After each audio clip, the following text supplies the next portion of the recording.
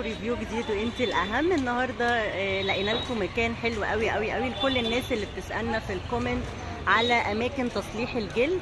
لقينا لكم مكان حلو قوي قوي قوي اهو، رقم تليفونه موجود واليافطه بتاعته صورناها، وهنقول لكم كمان العنوان بحيث تقدروا توصلوه بسهوله جدا ان انت تقدري تجددي شكل الجلد بتاعك وتغيري من شكله. لو هو قشر حصل له اي حاجه يقدر يغير لك شكله تماما تماما، وكأنك هتستبدليه بواحد جديد.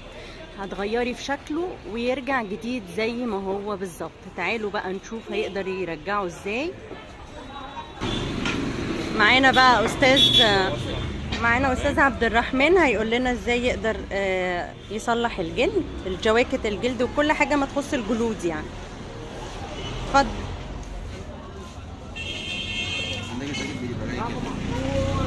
الجاكيت بيبقى جاي مقشر بالطريقه دي.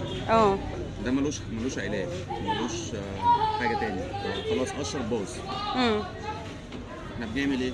بنشيل القطعه دي، بنعمل جرح، هي نفس القطعه،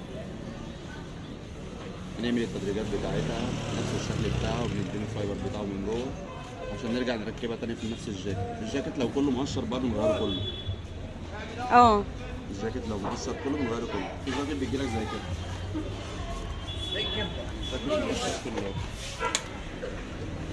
ماشي. لو جالك كده الجاكيت مقشر كله انت بتقدر تعمل ايه؟ ده بيرجع يعني، ده بيتفك كله يعني. الجاكيت ده براند،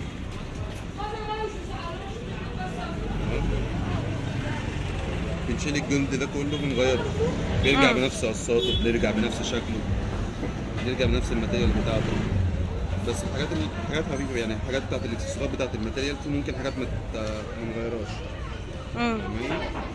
يعني اشرح لهم اكتر، بتقدر تعمل ايه في الجاكيت عشان ترجعه بشكل افضل واحسن يعني؟ بمعنى صح بيتفصل من اول وجديد. بيتفصل من اول وجديد. ناخد بس البطانه بتاعته، البطانه بتاعته في سوسته او حاجه بناخدها. في جاكيت تاني، الجاكيت التاني زي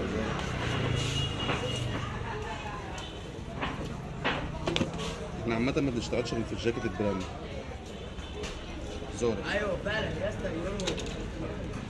ده جلد برضه مقشر يعني. بتقدر نعمله ازاي بقى عشان لا، ما هو مش حاجه هنعملها في البيت. وانت بتيجي عند المتخصص بتاعه بيفك الكلام ده كله، بياخد منه بطانه، بياخد منه السوسته بتاعته، بياخد منه الاكسسوار دوت، بياخد منه السوسته دي، ويرجع بقى يوصله من اول وجديد عشان يرجع بنفس الشكل اللي انت جايباه من البراند. فاهماني؟ هترجع لهم الجلد ازاي؟ هتجيب جلد بنفس الخامه بتاعت بنشتري جلد جديد، بنغيره، بنفصله من اول وجديد، ناخد بس البطانه زي ما قلنا من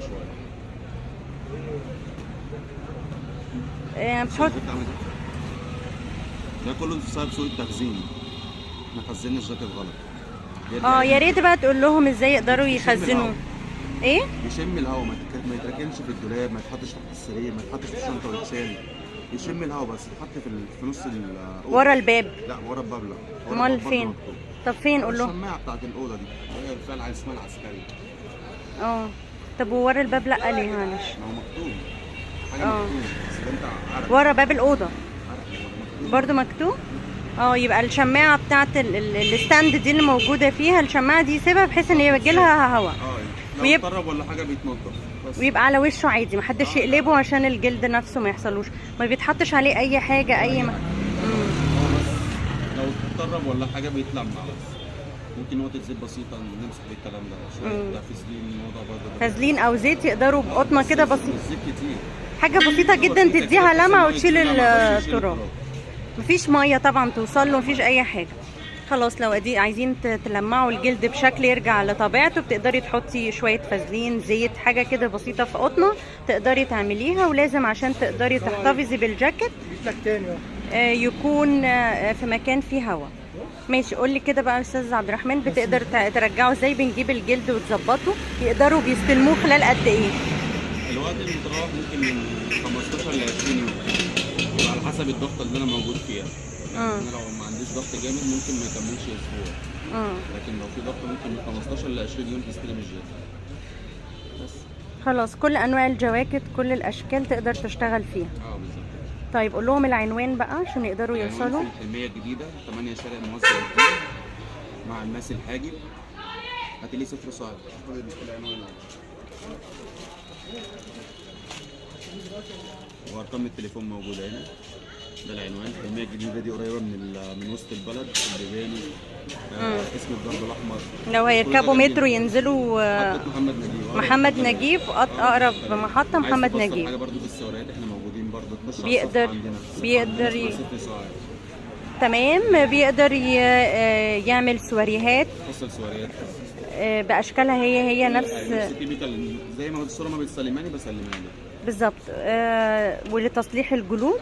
تصليح الجلود. اي حاجه متعلقه بالملابس هي موجوده عندنا. اي حاجه عايزه تتصلح موجوده عندنا. اي حاجه قبل ما ترميها عرضها علينا بقول لك هنصلحها ازاي. حلو قوي ما تنفعش. صح. هو احلى حاجه هنا الميزه عندهم ان هم عندهم امانه، فهيقدروا يوصلوك كل حاجه اللي هي هتقدر يعني يرجعها لك بشكل حلو جدا. هيقدر يقول لك عليها بحيث ان هي تفيدك وترجعيها بشكل زي ما اشتريتيها بالظبط ان شاء الله. وده العنوان وارقام التليفونات على اساس ان انتوا تقدروا تتواصلوا معاهم وتحددوا الحاجات اللي انتوا تصلحوها وتظبطوها، وكل السواريهات بارقام التليفونات. هتكلموا استاذ عبد الرحمن. الرقم ده الرقم اللي عليه الواتساب. ده واتساب وده رقم الموبايل. الاثنين شغالين موبايل. تمام. بس ده لو هنبعت حاجه على الواتساب هنبعتها على الرقم ده. على الرقم ده وهو موجود عليه هو رسمه الواتساب. وانتظرونا في ريفيو جديد وانت الاهم. هنقول لكم كل النصايح، واستاذ عبد الرحمن قال لكم النصيحه ازاي تحافظي على الجلد بشكل عام سواء طبيعي او مش طبيعي، ان انت تسيبيه في الهواء ما تكتميهوش، صح كده؟ وتاني حاجه ان انت تقدري تديله لمعه بسيطه جدا بالزيت او الفازلين. زيت بسيط ممكن قماشه قطن ولا حاجه نمسح بيها الزيت بس كده. لكن دايما لما بيسيبوه في الدولاب او تحت السرير او كده خلاص هيقشر. وهو طبعا هيقترح عليكم افكار كتيره جديده على اساس ان انت تغيري الجاكيت الجلد بتاعك. هيقولك في ممكن يجيبوا حاجات من بره يقدروا حاجه تركبها لهم وتظبطها لهم. ده بيتركب جديد، ده متركب جديد، ده مش جاي مع البراند. حاجه بتركب على الجاكيت من بره. هيغير لكم الشكل تماما، شكله بالاكسسوارز بتاعته. تقدري هنا كده الجواكت هيوريكم ازاي تقدروا تغيروا الجاكيت اكنكم جبتوا جاكيت جديد بالظبط. وانتظرونا في ريفيو جديد وانت الاهم.